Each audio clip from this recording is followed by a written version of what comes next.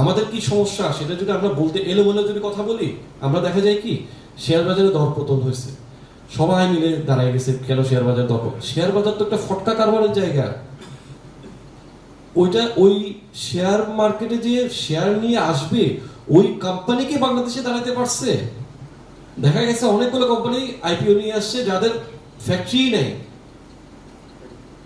তারা 2 নম্বরে করে শেয়ারে কোনোভাবে টাকা পয়সা দিয়ে, আমি জানি এটা 25 কোটি টাকা দিলে শেয়ার বাজারে পাওয়া যায়।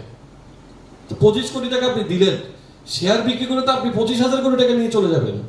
এগুলো কে আটকাবে? কেউ আটকায় নেই। আমরা যারা বোকামি বলবো আমি, যারা 5 কোটি 5 লাখ নিয়ে শেয়ার বাজারে যাচ্ছি, তাদের ট্র্যাপে পা দিচ্ছি। তারা কিন্তু কোনো লাভ আপনাকে করতে দিবে না, কারণ যে খেলোয়াড় আছে সেটা ফটকা কারবারে গ্যামলিং চলবে। No one can stop them. নাসডাকেও পারে না, কোনো জায়গায় কেউ পারবে না, কেউ পারবে না, এটা চলবে। ধরেন অনেক টাকা আছে একজনের কাছে, 500 কোটি টাকা আছে, সে করলো কি সকাল থেকে 50 কোটি টাকার শেয়ার কেনা শুরু করলো। শেয়ারটার দাম বাড়বে না কমবে? অবশ্যই বাড়বে। আমরা যারা বুঝি না 5 লাখ 10 লাখ 15 লাখ নিয়ে যারা আছি, তারা কি করবো? ওই দাম বাড়া শুরু করছে সবাই। আমরা কিন্তু এজিউম করা শুরু করে দিছি, আরে বাবা এই শেয়ার মনে হয় 200 টাকায় যাবে, এই শেয়ার মনে হয় 300 টাকায় যাবে। This all are bubble, all are fake. এটা they make this trap for us. এটা কিন্তু আপনাদের জন্য ট্র্যাপ, রেগুলার করতেছে, এটা বছর বছর করে আসছে। আপনারা সবাই পাগলের মতো কিছু কিছু লাভও পাচ্ছেন। আপনারা আজকে 200 টাকা কিনলেন, কালকে সকালে 250 টাকা বিক্রি করে। এটা তো এটার একটা মানে কোইন্সিডেন্স থাকে, যখন কেনা হয় এটার একটা প্রভাব থাকে। এই প্রভাবের কারণে 2-3 দিন এটা উপর দিকে থাকবে। সে 50 কোটি টাকার কেনার পরে এটা তো দাম বাড়তে থাকলো, আপনারা সবাই দাম দিয়ে কিনলেন।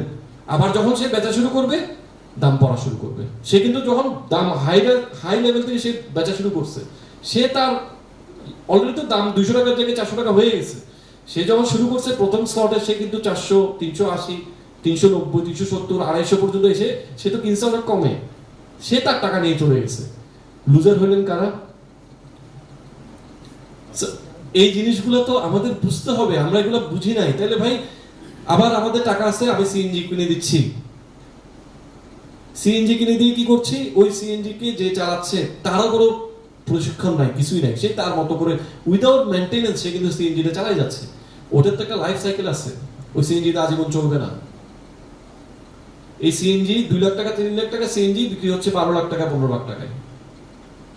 ওই টাকা আপনি কিভাবে ক্যালকুলেশন করে তুলবেন? আমরা হিসাব করে দেখেন। আরওআই বলে একটা কথা আছে, রিটার্ন অন ইনভেস্টমেন্ট, যে বিষয়টা আমরা বলি। আরো এক্সাম্পল দিই। এখন দেখা যাচ্ছে কি ওই যেটা মানুষ আমরা দেখি, কোন একটা ব্যবসা চলছে, সবাই ওই দিক দিয়ে ঝাঁপ দিবে। আরেকটা পয়েন্ট টু বি নোটেড, আমরা কেউ কোনো কিছু তথ্য যাচাই বাছাই করি না। এটা আমাদের সবচেয়ে বড় মানে লেকিংস।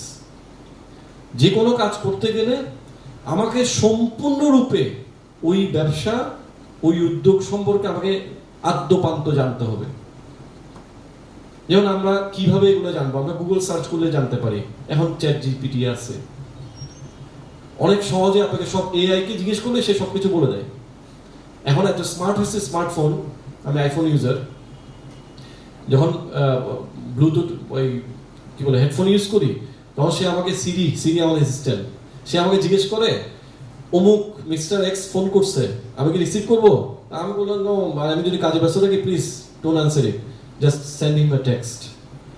সে কিন্তু আমার জন্য করে দিচ্ছে। দুনিয়া কোথায় চলে গেছে? এবং বলছে হোয়াটসঅ্যাপে একটা মেসেজ আসছে, সেটাকে পড়বো? আমি বললাম yes please read it for me. সে পড়ে দিচ্ছে। তাহলে এই কথাগুলো কেন বলছি? আমাদেরকে অনেক স্মার্ট হতে হবে, অনেক দূর এগিয়ে যেতে হবে। আমরা কিন্তু 2024-এ আছি।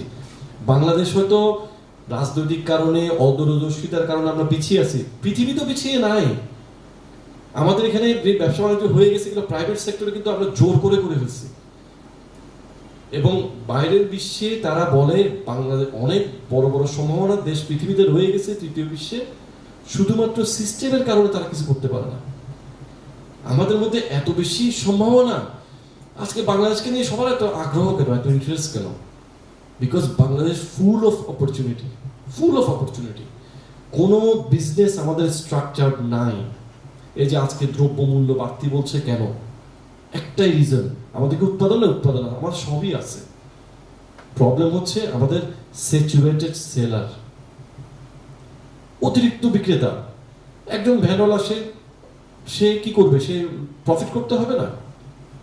প্রত্যেকটা জিনিস যদি এতজন বিক্রি করে, সব জায়গায় কি হবে? দাম বেড়ে যাচ্ছে। আসল যে উৎপাদক যে দামটা পাওয়ার কথা, ও ওই টাকা পাচ্ছেই না। দেখা যায় জমি থেকে বিক্রি হচ্ছে 20 টাকা, বাজারে বিক্রি হচ্ছে 150 টাকা বা 120 টাকা। মাঝখানের 100 টাকা কোথায় গেল? মধ্যস্বত্বভোগীরা নিয়ে যাচ্ছে, যার কোনো ইকোনমিতে কোনো অবদানই নাই।